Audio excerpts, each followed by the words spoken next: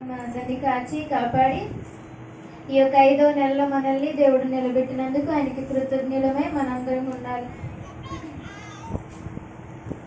మే నెల మొదటి ఆదివారాన దేవుడు తన కృపను మనకిచ్చి ఈ దినాన్న మనం నిలబెట్టాడు కదండి.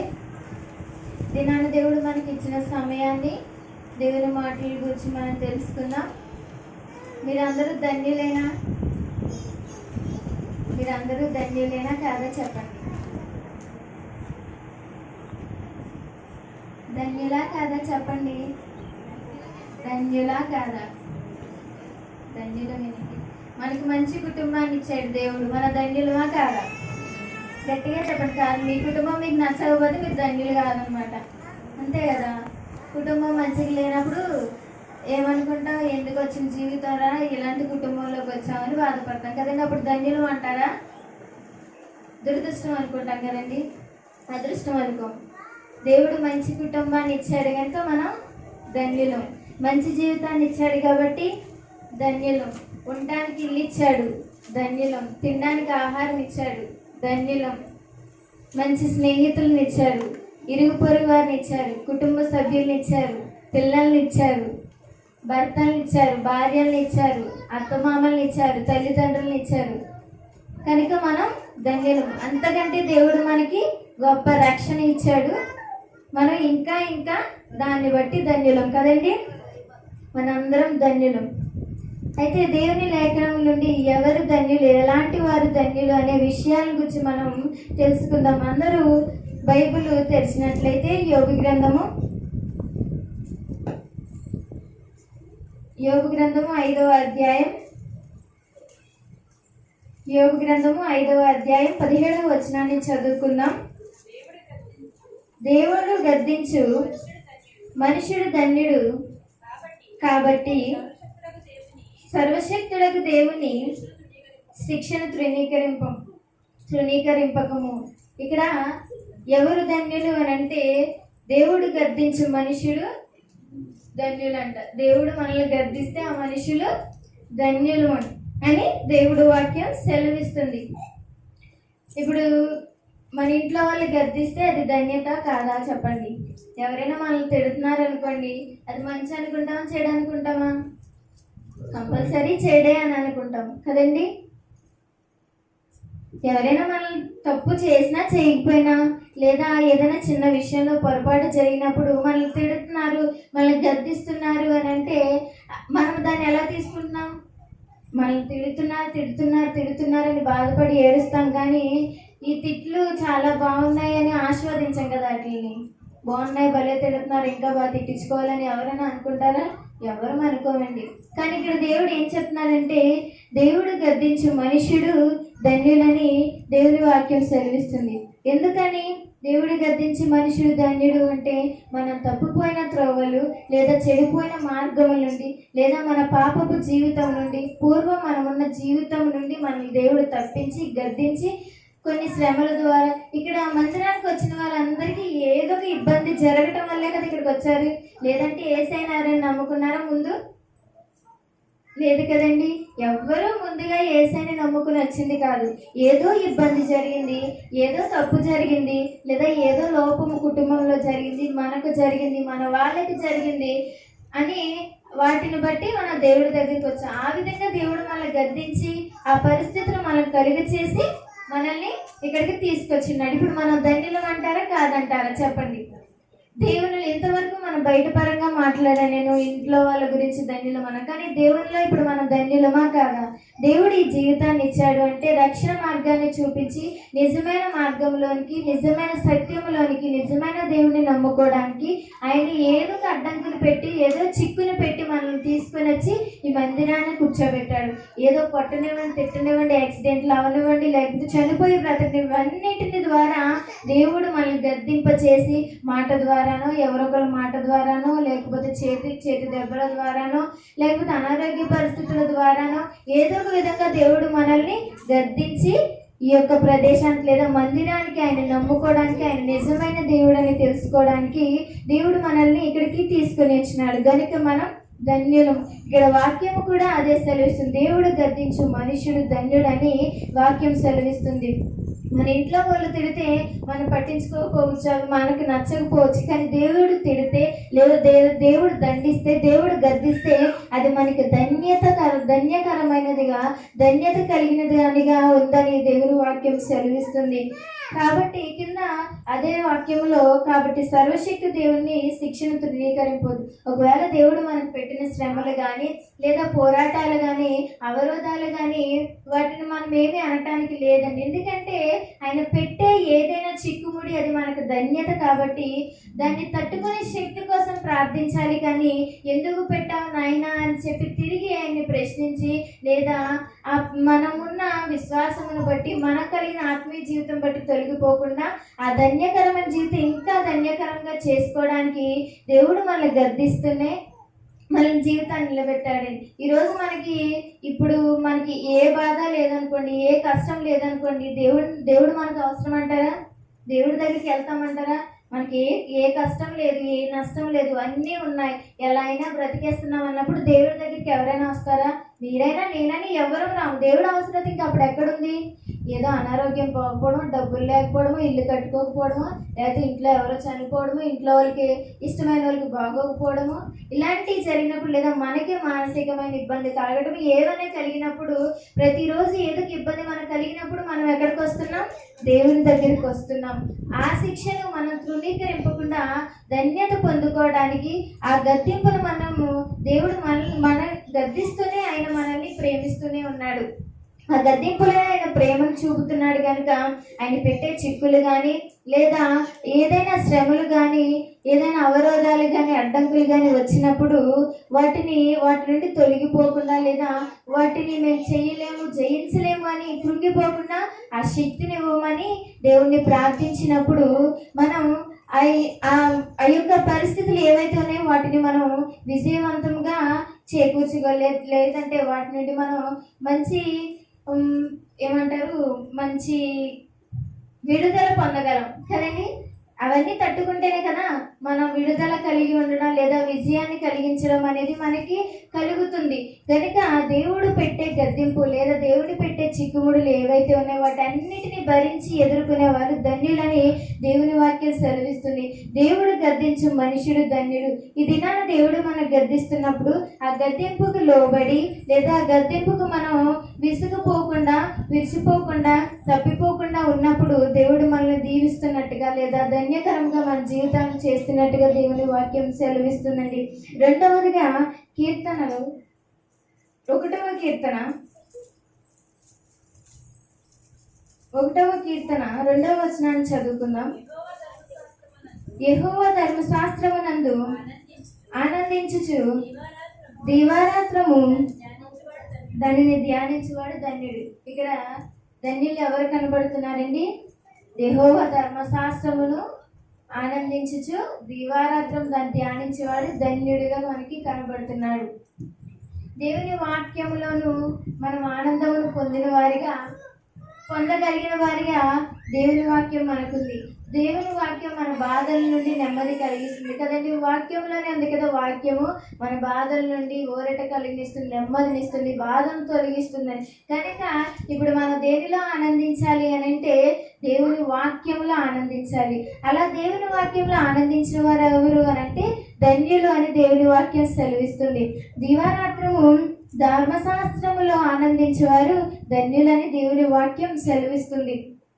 మనం ఎక్కడెక్కడో ఆనందాన్ని పొందుకుంటాం కానీ దేవుని వాక్యంలో ఆనందాన్ని కోరుకునే వారిగా మనం కనబడట్లేదు లేదా మనం ఇష్టపడట్లేదు. కానీ మన ఆనందం ఒకరితో మాట్లాడడం ద్వారానో, ఒకరితో మన బాధలను పంచుకోవడం ద్వారానో, ఒకరితో మన యొక్క టైం స్పెండ్ చేయడం ద్వారానో, లేదా ఎక్కడికైనా వెళ్ళటం ద్వారానో, ఏదో చూడటం ద్వారానో, ఫ్రెండ్స్తో తిరగడం ద్వారానో ఆనందాన్ని చూస్తున్నాం. కానీ దేవుని వాక్యంలో మనకి ఆనందం అనేది కనబడట్లేదు. కానీ దేవుడు ఏం చెప్తున్నాడంటే దివారాత్రము ఆయన ధర్మశాస్త్రంలో ఆనందించమని దేవుని వాక్యం సెలవిస్తుంది. అలా ఆనందించినప్పుడు మనం ఎవరమండి? ధన్యులు అని దేవుని వాక్యం సెలవిస్తుంది. మీరు ధన్యకరమైన జీవితం ఉండాలి అంటే, ధన్యులుగా ఉండాలి అని అంటే ఎప్పుడు వాక్యంను చదువుతూ వాక్యంను అనుసరించిన వారిగా ఉండాలని దేవుని వాక్యం సెలవిస్తుంది. దేవుని వాక్యంలో ఆనందాన్ని పొందుకున్నప్పుడు మనకి లోకపరంగా కానీ కుటుంబ పరంగా కానీ ఎన్ని బాధలు వచ్చినా తట్టుకునే శక్తి మనకు ఉంటుంది. ఎందుకనంటే దేవుని వాక్యంలో ఆనందాన్ని చూసినప్పుడు ఆ బాధలు మనకి ఎక్కువగా కనిపించవు. ఎందుకంటే ఆనందం వాక్యంలో వెతుక్కున్నాం కాబట్టి, లేదా వాక్యంలో ఆనందాన్ని చూస్తున్నాం కాబట్టి మనకి లోకపరంగా వచ్చే బాధలు కానీ, కుటుంబ పరంగా వచ్చే బాధలు కానీ, ఇరుగు పొరుగు వారి వల్ల వచ్చే బాధలు కానీ, స్నేహితుల వల్ల కానీ, కుటుంబ సభ్యుల వల్ల కానీ వచ్చే బాధలు కానీ మనకి కనబడవు. ఎందుకంటే వాటి జోలికి మనం వెళ్ళాము కాబట్టి, మనం దేవుని వాక్యంలో ఆనందాన్ని వెతుక్కున్న వారిగా ఉంటాము కాబట్టి ఆ యొక్క బాధలు మనకి కనబడవు. అప్పుడు మన జీవితం ఎలా ఉంటుంది అంటే ధన్యకరముగా ఉంటుంది. యెహోవా ధర్మశాస్త్రమునందు ఆనందించుచు దివారాత్రము దానిని ధ్యానించేవాడు ధన్యుడు. ఎప్పుడు దాన్ని చదువుతూ లేదా దానిలో ఉన్న మర్మములు తెలుసుకుంటూ దేవుణ్ణి అడుగుతూ ఎవరైతే వాక్యం ద్వారా మాట్లాడుతున్నారో, వాక్యం చెప్తున్నారో వాటన్నిటిని గ్రహించుకొని తిరిగి అట్టి రీతిగా జీవించిన వారికి ధన్యకరమైన జీవితం ఉంటుందని, వారు ధన్యులని దేవుని వాక్యం సెలవిస్తుందండి. మూడవదిగా రెండవ కీర్తన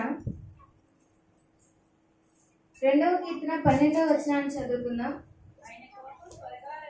ఆయన కోపము త్వరగా రగులుకొనును, కుమారుని ముద్దు పెట్టుకుని లేని యెడల ఆయన కోపించును, అప్పుడు మీరు త్రోవ తప్పి నశించెదరు, ఆయనను ఆశ్రయించే వారందరూ ధన్యులు. మూడవదిగా ఏంటి అంటే దేవుణ్ణి ఆశ్రయించే వారు ధన్యులని దేవుని వాక్యం సెలవిస్తుంది. మన ఆశ్రయం ఎక్కడ ఉండాలండి? దేవుని దగ్గర ఉండాలి. మనం ఎవరిని ఆశ్రయించాలి అంటే దేవుణ్ణి ఆశ్రయించాలి. మన సమస్యలకు కానీ, మన బాధలకు కానీ, మన ఇబ్బందులకు కానీ మనకి ఆశ్రయం కలగాలి అంటే దేవుని దగ్గర నుంచే వస్తుంది.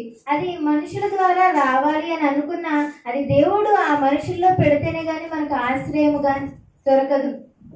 నాకు ఆశ్రయం కావాలి, లేదా నా సమస్యకు పరిష్కారం కావాలి, లేదా నాకేవో సమస్యలు వచ్చినాయి వాటికి ఏదో ఒక ఆధారం కావాలి అని అంటే ముందుగా దేవుని దగ్గరికి వెళ్తే దాని దారి దేవుడు చూపిస్తాడు. కనుక ఏ మనుషుల ద్వారానో, ఎవరొక ద్వారానో, ఏ పరిస్థితుల ద్వారాగానే మార్గాలు తెరిచి ఆయన ఆశ్రయాన్ని మనకి కల్పిస్తాడండి. ముందుగానే మనుషుల దగ్గరికి వెళ్ళి, మనుషుల్లోకి వెళ్ళి, లేదా ఎవరి దగ్గరికో వెళ్ళి ఎక్కడెక్కడో కూడి ఆశ్రయాన్ని కోరుకుంటే అది ఎంత వెతికినా, ఎక్కడ ఉండాలి అని అనుకున్నా, ఎలా తెచ్చుకోవాలి అని అనుకున్నా, ఎన్ని చోట్లకి వెళ్ళి వెతికినా అది మనకి దొరకదు. కానీ దేవుని దగ్గరికి వెళ్ళి నాకు నీ ఆశ్రయం కావాలి అని అడగానే దేవుడు మనకి తన ఆశ్రయాన్ని ఇస్తాడండి. మన పరిస్థితులు ఏమైనా కావచ్చు కానీ, మన అడ్డంకులు ఏమైనా కావచ్చు కానీ ముందుగా దేవుని దగ్గరికి వెళ్ళి చెప్పుకున్నప్పుడు మాత్రమే మనకు ఆశ్రయం కలుగుతుంది. అప్పుడు అలా ఆశ్రయించిన వారు ఎవరు అని వాక్యం సెలవిస్తుందంటే ధన్యులని సెలవిస్తుంది. మన ముందుగా దేవుని దగ్గరికి వెళ్ళి మన బాధను చెప్పుకోనో, లేకపోతే మనకున్న పరిస్థితులు చెప్పుకోనో, లేకపోతే ఏవైనా ఇబ్బందులు, సంతోషాలు, బాధలు ఏవైనా కానీ దేవునితో చెప్పుకున్నప్పుడు ఆయన మనకు ఆశ్రయం కలిగిస్తాడు. కనుక ఆశ్రయం కలిగించినందున ముందు మనం ఎవరి దగ్గరికి వెళ్ళాము అంటే దేవుని దగ్గరికి వెళ్ళాము. దేవుని దగ్గరికి వెళ్ళాము కనుక ఆయన వెంటనే మనకి కార్యాన్ని జరిగిస్తాడు. కనుక ఇప్పుడు మనం ఏమై ఉన్నాం? ఆ కార్యాన్ని పొందుకున్న వారిగా ఉన్నాం. ఆ కార్యాన్ని పొందగలిగిన వారిగా, పొందుకోవడానికి అర్హులుగా ఉన్నాం కనుక మనం ధన్యులుగా దేవుని వాక్యం సెలవిస్తుందండి. ఇదేనా నా దేవుని ఆశ్రయించే వారు ధన్యులని దేవుని వాక్యం సెలవిస్తుంది. 4వదిగా 32వ కీర్తన 32వ కీర్తన 1వ వచనాన్ని చదువుకుందాం. తన అతిక్రమములకు పరిహారము నొందినవాడు, తన పాపమునకు ప్రాయశ్చిత్తము నొందినవాడు ధన్యుడు. ఇక్కడ ఎవరు ధన్యులు అని అంటే తన పాపమునకు ప్రాయశ్చిత్తం నొందినవాడు ధన్యులని దేవుని వాక్యం సెలవిస్తుంది. మనం ఎన్నో తప్పులు చేస్తుంటాం, ఎన్నో పాపములు చేస్తుంటాం, ఎన్నో అక్రమాలు కానీ ఏవో కనపడినవి ఎన్నో తప్పులు చేస్తుంటాం. కానీ దేవుని చెంతకి వెళ్ళి, దేవా నేను తప్పు చేశాను, మళ్ళీ చెయ్యను, లేదా మళ్ళీ చేయకుండా నన్ను కాపాడు అని ఆయన దగ్గర మనం తప్పు ఒప్పుకొని ప్రాయశ్చిత్తం పడినప్పుడు, పశ్చాత్తాప పడినప్పుడు మనకి ఆయన ఆశ్రయాన్ని కలిగిస్తాడు, లేదా మనకి మంచి జీవితాన్ని అనుగ్రహిస్తాడు. కనుక మనం ధన్యులుగా ఉంటాం. అప్పుడు ఆయన దగ్గర నుంచి మనకి ప్రాయశ్చిత్తం కలుగుతుంది గనుక, లేదా ఆయన మనల్ని క్షమిస్తాడు గనుక అప్పుడు మనం ధన్యులుగా ఎంచబడతామండి. ఎప్పుడైతే మన పాపములు ఒప్పుకొని మళ్ళీ తిరిగి పాపములు చేసుకుంటూ వెళ్తే, అది ఎన్నిసార్లు వెళ్ళి దేవా నేను పాపం చేశాను నన్ను క్షమించు అంటే అది దేవుడు అంగీకరించినప్పుడు మనం ధన్యులుగా ఎంచబడము. చేసిన పాపము లేదా తప్పు ఏదైతే ఉందో, నేను ఈ తప్పు చేశానో తెలిసి చేశానో తెలియక చేశానో అది నీకు తెలుసు తండ్రి, నన్ను క్షమించి నేను మళ్ళీ చేయను లేదా మళ్ళీ చేయకూడదు, నా మనసును అలా అడ్డగించు, లేదా ఏదైనా తప్పు చేయకుండా నన్ను ఆపివేయి అని చెప్పి అడిగి తిరిగి మళ్ళీ దాని జోలికి వెళ్ళినప్పుడు దేవుడు మనల్ని క్షమించి మనకి పశ్చాత్తాపాన్ని ఇస్తాడు, లేదా ప్రాయశ్చిత్తం ఇచ్చి మనల్ని క్షమిస్తాడు కనుక ఇప్పుడు మనం ధన్యులుగా ఎంచబడతామండి. ఇక్కడ వాక్యం ఏం సెలవిస్తుందంటే, తన అతిక్రమములను పరిహారము నొందినవాడు, తన పాపమునకు ప్రాయశ్చిత్తము నొందినవాడు ధన్యుడు. పాపమునకు ప్రాయశ్చిత్తం నొందినవాడు ధన్యులని దేవుని వాక్యం సెలవిస్తుంది. మనం చేసే పాపములు అతిక్రమములు మనుషులకి కనబడకపోవచ్చు కానీ, మన చుట్టూ ఉన్న వాళ్ళకి కనబడకపోవచ్చు కానీ, ఎవరికి కనబడకుండా మనం చేయొచ్చు కానీ, దేవుని కని లోకమంతా సంచరిస్తుంది కనుక మనం ఎంత మూలకెళ్ళని ఎంత దాగుని ఎలాంటి పొరపాట్లు చేసినా ఆయన చూస్తున్నాడు కనుక ఆ పాపములు మళ్ళీ చేయకుండా అలాంటి ప్రదేశాలకి కానీ అలాంటి పరిస్థితులకు కానీ వెళ్ళకుండా మనం అడిగినప్పుడు ఆయన మన పాపములు కానీ మన పరిస్థితులు కానీ క్షమిస్తాడు. క్షమించినప్పుడు మనం ధన్యులుగా ఉంటామని, మనం ఇంకా మన జీవితాన్ని ఆనందంగా కొనసాగిస్తాం. మళ్ళీ ఆ తప్పుని చెయ్యము కనుక, మళ్ళీ ఆ తప్పులోనికి మనం వెళ్ళము కనుక మన జీవితం ఎలా ఉంటుంది అంటే ఆనందకరంగా ఉంటుంది, ధన్యకరంగా ఉంటుందని దేవుని వాక్యం సెలవిస్తుంది. మనం ధన్యులుగా ఉండాలి అనన్నా, ధన్యకరమైన జీవితం కావాలి అనన్నా, లోకపరంగా ధన్యతలు ఎన్నైనా పొందుకునే కానీ దేవుని పరంగా మనకు కావాల్సిన ధన్యతలు ఎన్నో ఉన్నాయండి. దేవునికి ఇష్టానుసారముగా మనం బ్రతకాలి, దేవుని బిడ్డలుగా మనం ఉండాలి అని, దేవుడు మనల్ని స్వీకరించాలి, దేవుని రాజ్యంలోకి మనం వెళ్ళాలి అని అంటే దేవుడు చెప్పిన మాటలు మనం ఏది ధిక్కరించకుండా ప్రతి ఒక్కటి గమనించుకొని వాటన్నిటిని గైకొని చేసే విధముగా మనం ఉండాలి. మన జీవితం ధన్యకరంగా ఉండాలి అని అందరూ ఆశపడతారు. ఎవరైనా లేదు మా జీవితం బాగోకూడదని ఎవరైనా అనుకుంటారు, ఎవరు అనుకోమండి. అందరి జీవితాలు బాగోవాలనుకుంటారు, లేదా మన జీవితం బాగోవాలని కోరుకుంటాం. అలా కోరుకున్నప్పుడు దేవుడు మనకి మంచి జీవితం ఇవ్వాలి అని అంటే మన జీవితంలో మనం చేసే పాపముల నుండి కానీ అతిక్రమముల నుండి కానీ తప్పించడానికి దేవుడు ఉన్నాడు కనుక వాటి నుండి మళ్ళీ పోకుండా, ఒక్కసారి చేసిన తప్పు మళ్ళీ తిరిగి దాని దగ్గరికి వెళ్ళకుండా మనల్ని సర్ది చెప్పుకొని దేవుని దగ్గర అడిగి మనం ప్రాయశ్చిత్తం పొందినప్పుడు, పశ్చాత్తాపడి ఆయన దగ్గర అడిగినప్పుడు ఆయన మనకి మంచి జీవితాన్ని అనుగ్రహించి మళ్ళీ నిలబెడతాడు, మనకి ధన్యతను అనుగ్రహిస్తాడు, మన జీవితాన్ని ఇంకా ధన్యకరమైన జీవితంగా మారుస్తాడని దేవుని వాక్యం సెలవిస్తుంది. ధన్యులుగా ఉండాలని, ధన్యకరమైన జీవితం అందరికీ కావాలని కోరుకుంటారు. ఎవరు మా జీవితం బాగోకూడదనో లేదా పక్కన వారి జీవితం గురించి ఆలోచించకపోయినా వారంతటా వారి కోసమైనా, వారి జీవితాల కోసమైనా, వారి పరిస్థితుల కోసమైనా కంపల్సరీ నేను బాగుండాలి, నా జీవితం బాగుండాలి, నాకు ఇది కావాలి అది కావాలి అని కోరుకుంటాం. కంపల్సరీగా మనకు ఆలోచనలు మన పరిస్థితులు అలా చేస్తాయి కనుక మనం మంచిగా ఉండాలి, మంచి జీవితం ఉండాలి అని కోరుకుంటాం. అలా కోరుకున్నప్పుడు ముందుగా మనం ఎవరి దగ్గరికి వెళ్ళాలి అని అంటే దేవుని దగ్గరికి వెళ్ళాలి. దేవుని దగ్గరికి వెళ్ళినప్పుడే మన జీవితం బాగుపడుతుంది, అప్పుడే మన జీవితం ధన్యకరంగా ఉంటుందని దేవుని వాక్యం సెలవిస్తుంది. ఊరికినే మనకు ధన్యతలు వచ్చేయాలంటే ఏది రాదండి. డబ్బులు లేకుండా ఊరికినే ఏమన్నా మనకి ఇస్తున్నారా? ఇప్పుడు ఏమీ ఇవ్వట్లేదు కదండి. ఊరికినే వస్తే అన్నీ తీసుకుంటాం. అలాగే ఇది కూడా మనం ఏమి ఖర్చు పెట్టి కొనుక్కోవాల్సింది ఏమి కాదు, కానీ దేవుడు చెప్పిన మాటలు చేస్తే చాలు అని దేవుని వాక్యం సెలవిస్తుంది. మనం ఏదో కోట్లు ఖర్చు పెట్టి ఏదో చేయాల్సిన అవసరం లేదు. దేవుడు మనకి ఇచ్చిన ఈ పరిశుద్ధ గ్రంథమును మనం గ్రహించుకొని గైకొని దేవుని సేవకులు చెప్పే మాటలు విని, దేవుని మాటలు విని అటు రీతిగా మన జీవితం ఉంచుకుంటే మనం ధన్యకరంగా ఉంటాం. మనకి ఆస్తులు అంతస్తులు ఉన్నవి లోకపరంగా ఇక్కడ వరకే కానీ పైకి దేవుని దగ్గరికి వెళ్ళినాక దేవుడు మనల్ని అడిగే ప్రశ్నలు బట్టి, మనకి తీర్చే తీర్పుని బట్టి మనము గ్రహించుకోవాలి. నేను చనిపోయాక దేవుని దగ్గరికి వెళ్తే ఇక్కడ నేను ధన్యకరమైన జీవితం నాకుందా, నేను అలా జీవించానా, అలా జీవించగలిగితే నేను దేవుడి దగ్గరికి వెళ్ళాక ఆయన అడిగే ప్రశ్నలకి నేను సమాధానం ఇవ్వగలను, ఇచ్చే ధైర్యం నాకుంది అని మనకు ఆలోచన వస్తుంది. లేదన్నప్పుడు, అలా లేనప్పుడు మనకి ఇంకా దేవుడు సమయాన్ని ఇచ్చిన్నాడు, ఏదో ఇంకా మనం నిలబెట్టాడు అని అంటే, ఉంచాడు అంటే ఊరికనే ఏమీ మనకు ఉంచలేదండి దేవుడు. తినడానికో తినడానికో మన జీవితాన్ని ఏమీ దేవుడు ఇలాగా మనకు ఉంచలేదు. కానీ ఆయన కొరకు ఏదో చేయాలి, లేదా ఆయన రాజ్యంలో మనల్ని ఉంచాలి అనే ఆలోచనతో ఉంచాడు. కానీ మనం తినడానికి లేదా ఏవేవో పనులు చేసుకోవడానికి ఇవ్వలేదు. చేసుకోవాలి, తినాలి, అవి లోకంలో ఉన్నంతసేపు మానవులకు అవసరమైనవి పనులు కానీ ఆహారం కానీ ఏవైనా అవసరమైనవి కనుక అవసరం వరకే వాడుకోవాలి. కానీ అంతకు మించి మనం వెళ్ళకూడదు. దేవుని దగ్గరికి వెళ్ళాక ఇవన్నీ మనతో ఏవి రావు. కనుక మనతో వచ్చేది దేవుని వాక్యం ఒక్కటే, మన మనసులో ఉండేది దేవుని వాక్యం ఒక్కటే. కనుక అది ఇక్కడి నుండే మనం సిద్ధపరచుకొని ఎలా ఉండాలి, ఏ విధంగా దేవుని వాక్యం మనం తీసుకోవాలి, నేర్చుకోవాలి, లేదా మన జీవితం ఇక్కడ లోకంలోనే ఉన్నప్పుడే ధన్యకరంగా ఉందా, దేవుడు చెప్పిన మాటలు నేను విన్నానా, దేవుడు చెప్పిన మాటలు అన్నిటిని నేను గ్రహించానా, పాస్టర్ గారు చెప్పినప్పుడు లేదా ఆయా కూటాల్లో సభల్లో పాస్టర్ గారు చెప్పినప్పుడు నేను అన్ని వాక్యాలు విన్నాను కానీ ఆ రీతిగా ఉన్నానా లేదా.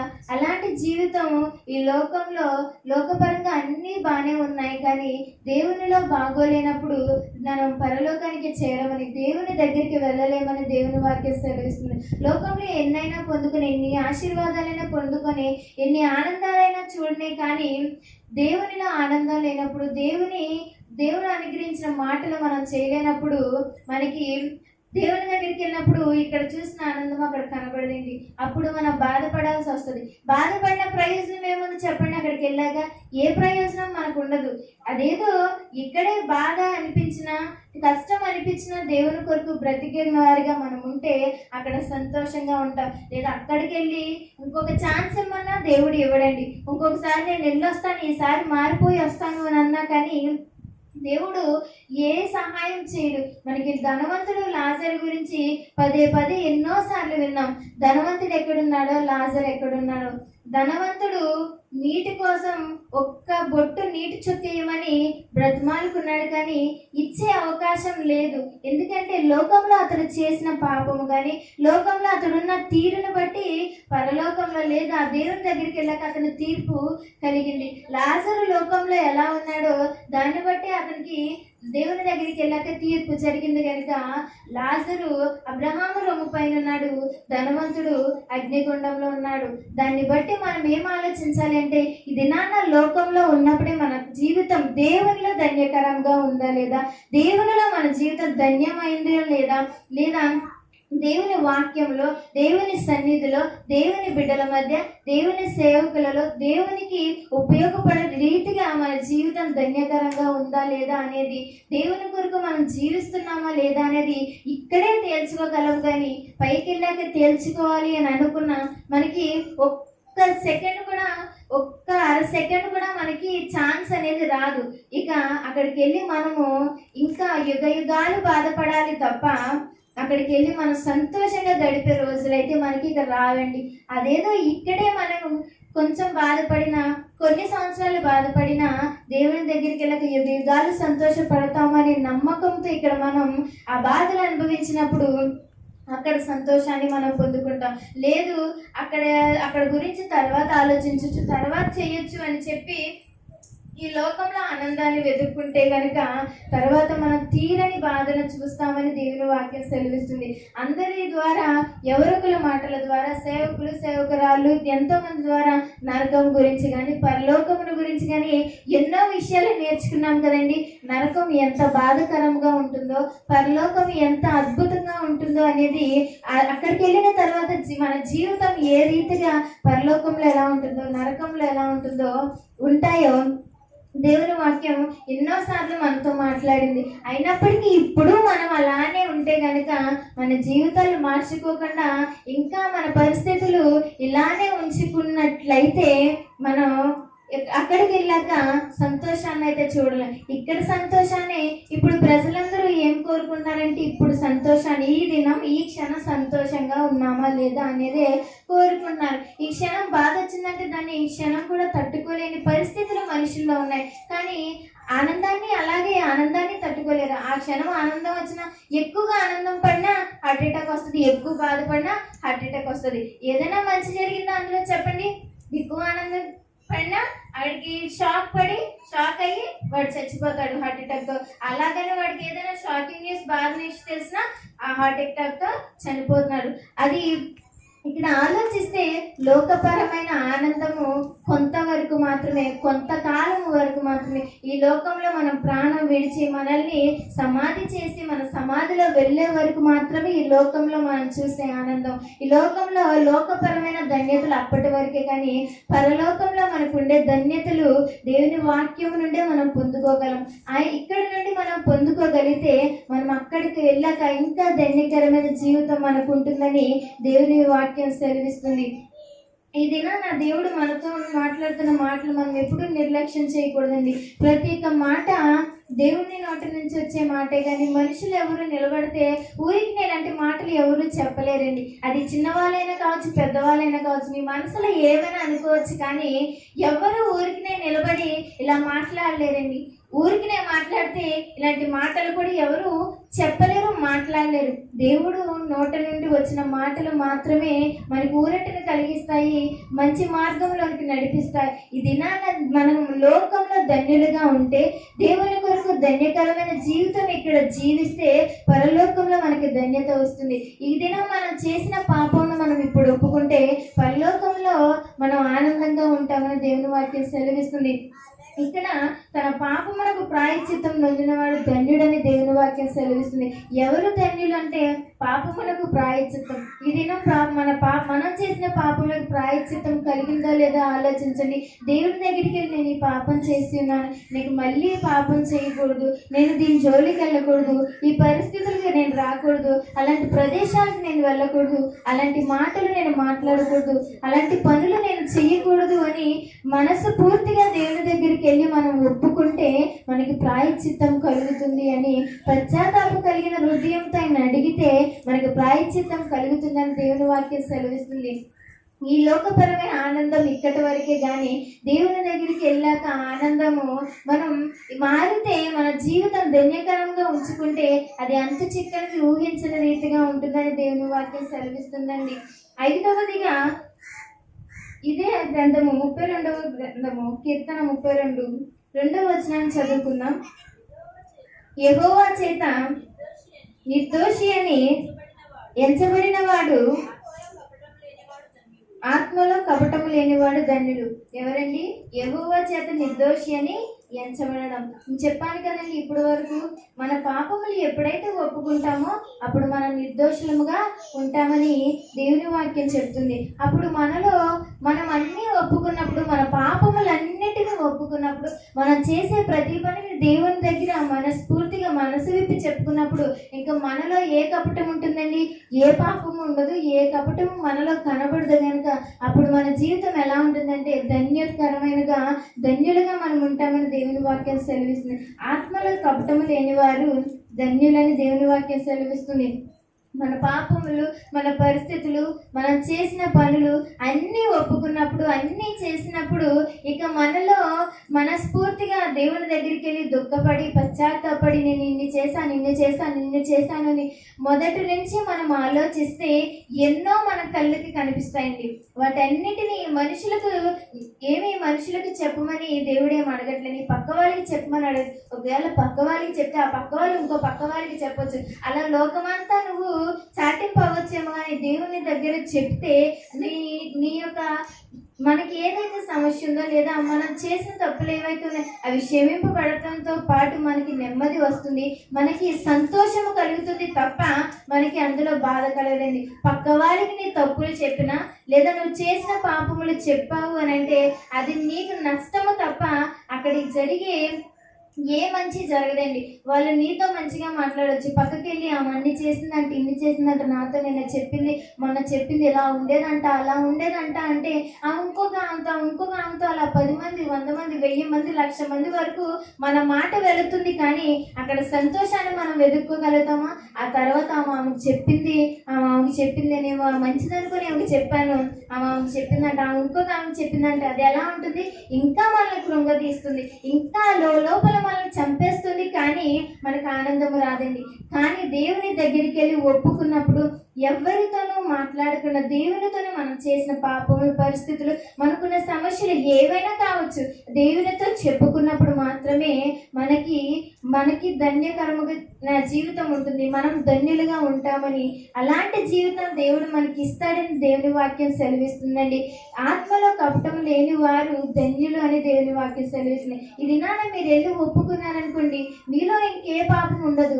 ఏ పాపము ఉండదు అని అంటే మళ్ళీ మీరు చేయకుండా ఉండాలి. ఒక్కసారి చేసిన దాన్ని ఒప్పుకున్నాక మళ్ళీ చేస్తే అది మీరు చేసిన ఒప్పవదు, దేవుడు దాన్ని అంగీకరించడు. ఎప్పుడైతే చేసిన పాపాన్ని మళ్ళీ చేయకుండా దాన్ని అడ్డగించి అక్కడితోనే ఆపేస్తామో అప్పుడు మన జీవితము లేదా మన ఆత్మ మన పరిస్థితులు మన శరీరం అన్నీ మంచిగా ఉంటాయి. అప్పుడు మన జీవితం కూడా ధన్యకరంగా ఉంటుందని దేవుని వాక్యం సెలవిస్తుందండి. 41వ కీర్తన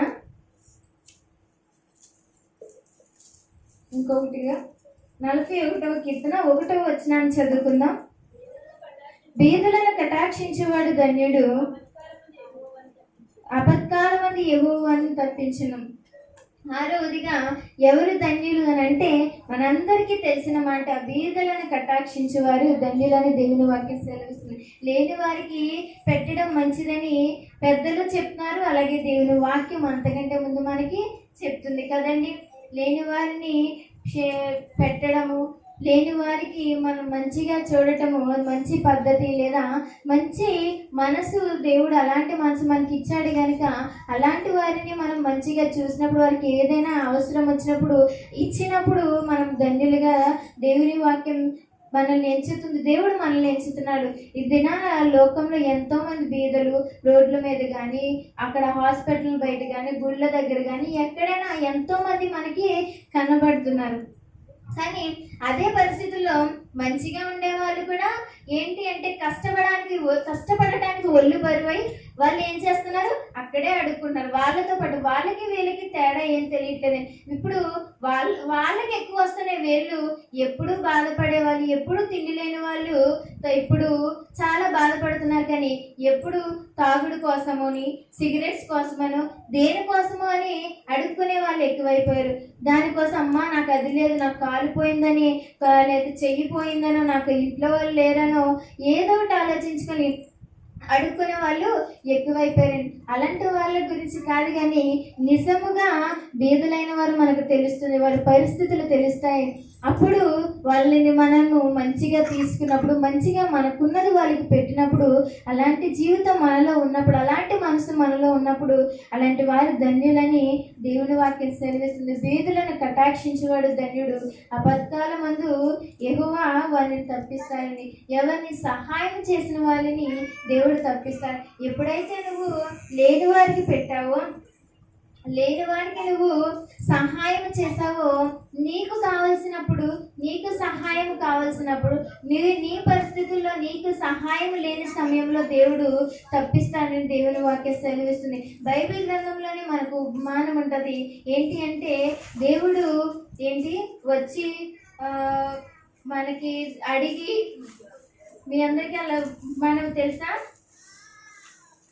దేవుడు అంటే లేని వాళ్ళు వచ్చి అమ్మ నాకు ఒక ముద్ద లేదంటే నాకు తినడానికి ఏదో పెట్టు అని అంటే అది ఒక ఆమె పెడతారు, ఒక ఆమె పెట్టరు.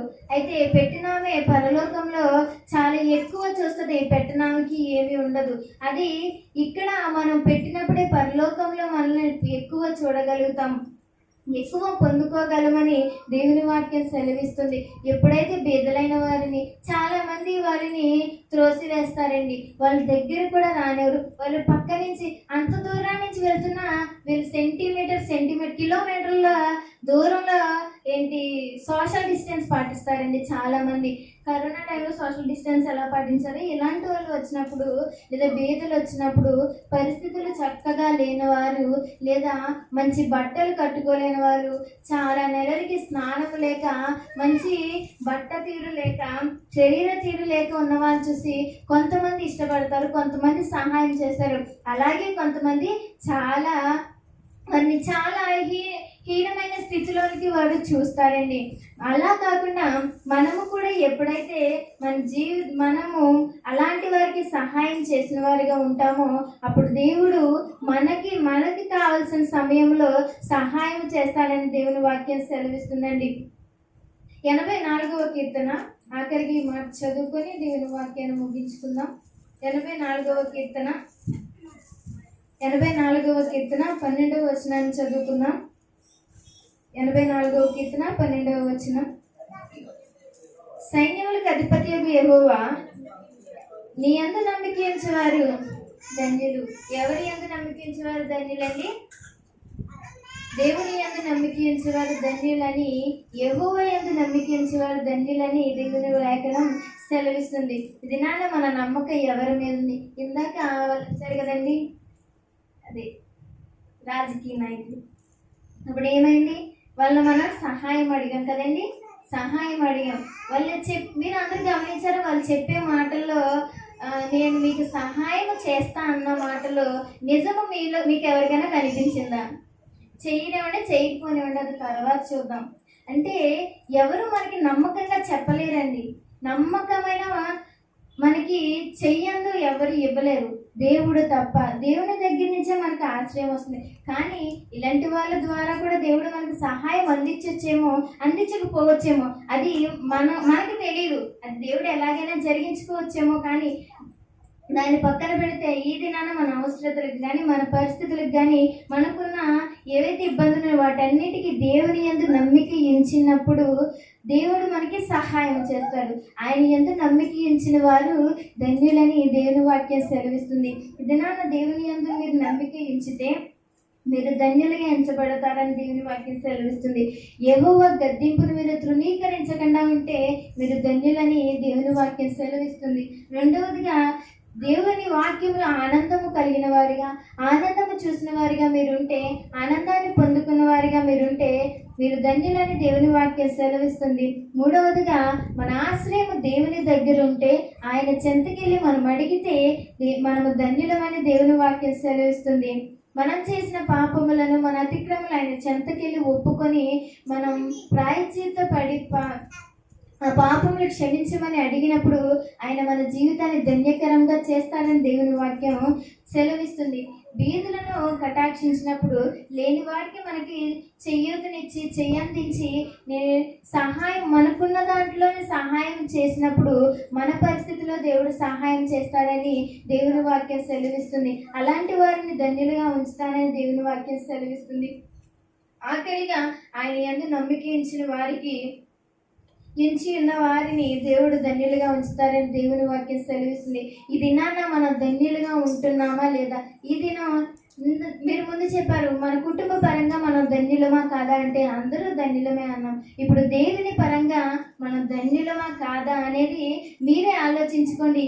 దేవుని వాక్యం మీతో మాట్లాడింది కనుక మీ మనసులో లేదా మీ మనస్సాక్షితో మాట్లాడుకున్నప్పుడు దేవుని పరంగా, దేవుని ఆలోచనలో, దేవుని దగ్గరికి వెళ్ళటానికి, దేవునితో ఉండటానికి, దేవునితో సహవాసం చేయడానికి నేను ధన్యురాలనా కాదా? నాకు అలాంటి జీవితం, ధన్యకరమైన జీవితం నాకు ఇస్తున్నాడా లేదా? అలా నేను ఉంటున్నానా లేదా అని ఆలోచించుకున్నాం. ఈ యొక్క మాటలు దేవుడు మన వినికిల్లో ఆశీర్వదించును గాక. ఆమేన్.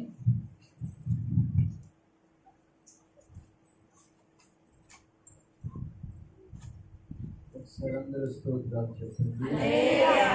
రెండు చేతుల పైకి గట్టిగా చెప్పండి. మంచిది, చక్కటి వర్తమానం. ఎవరు ధన్యులు అనేటువంటి ఆలోచన చేస్తే చెప్పబడినది లేక చదువుకున్నది లేఖన వాక్యంలో దేవుడు ఏదైతే మాట్లాడాడో అలాగే చేసిన వారందరూ కూడా ధన్యులు అని చెప్తున్నారు. బైబిల్లో మీరు చదువుకున్నప్పుడు ఆది కాండం నుంచి ప్రవచన గ్రంథం వరకు చదివితే ఎక్కువ సార్లు ధన్యతల గురించి దేవుడు రాయించి ఉంచారు.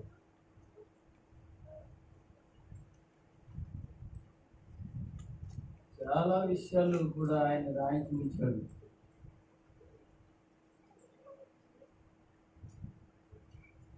ఈ వాక్యమును గైకున్న వారు ధన్యులు, వాటి ప్రకారం చేయవారు ధన్యులు. ఇలా అనేక విషయాలు రాయటం జరిగింది. నిజంగా గొప్ప విషయం ఏంటంటే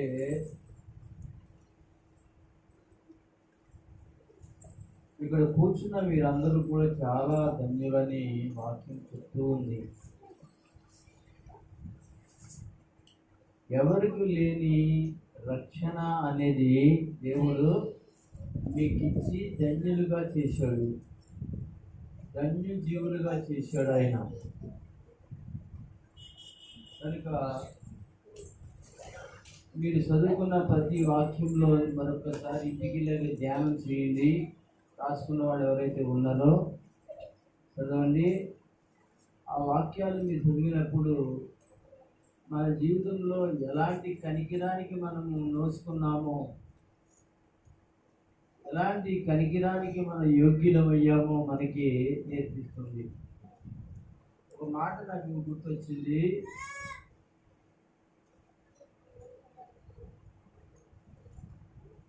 మనము దేవునికి అప్పు ఇవ్వగలుగుతామండి? మనము దేవునికి అప్పు ఇవ్వగలుగుతామా? చెప్పండి. దేవునికి మీరు అప్పు ఇవ్వగలుగుతారా? మీరు ఎవరైనా అప్పిచ్చారా? పిల్లలు ఎవరైనా డబ్బులు ఎక్కువ ఉంటుంది, దేవునికి ఏమైనా అప్పిచ్చారా? రామకృష్ణ గారు, దుర్గారావు, దేవునికి ఎప్పుడైనా అప్పిచ్చావా? చెప్పండి. మంగాలక్ష్మి గారు, దేవునికి ఎప్పుడైనా మీరు అప్పిచ్చారా?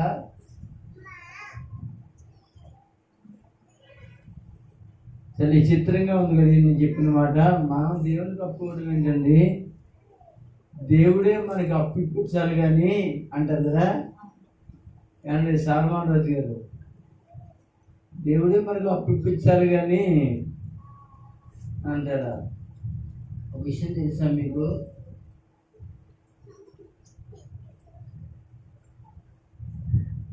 ఇందాక ఒక మాట చదువుకున్నాం,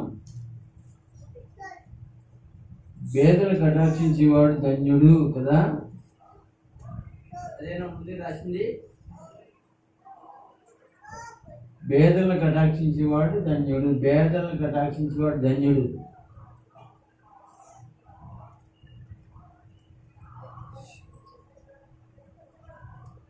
సామెతల గ్రంథంలో ఒక మాట ఉంటుందండి, చదవనక్కర్లేదు.